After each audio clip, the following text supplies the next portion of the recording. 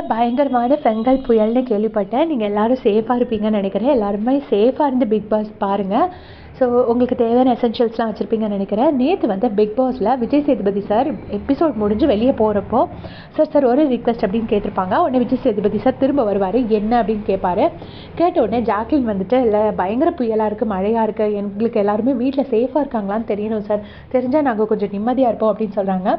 So ரொம்ப வேலிடான point. அது வந்து பிக் பாஸோட டியூட்டி அப்படின்னு நான் நினைக்கிறேன். ஜாக்லினே வந்து கேட்டு தெரிஞ்சுக்கிறதுக்கு முன்னாடி பிக் பாஸே அதை பண்ணியிருக்கணும் அப்படின்னு நான் நினைக்கிறேன்.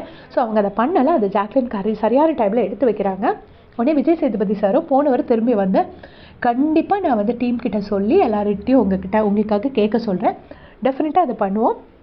உங்களுக்கு எல்லாருக்கும் நியூஸ் வந்து சேர்ந்துரும்" அப்படின்னு சொல்லிட்டு விஜய் சேதுபதி சார் சொல்கிறாரு. ஸோ இதெல்லாம் வந்துட்டு பிக் பாஸ் டீமே கேட்டு தெரிஞ்சு சொல்லியிருக்க வேண்டிய விஷயங்களோ அப்படின்னு நான் நினச்சேன்.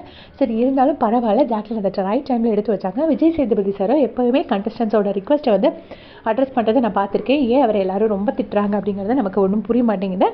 சரி, உங்களோட கமெண்ட் சொல்லுங்கள். தேங்க்ஸ் ஃபார் வாட்சிங்.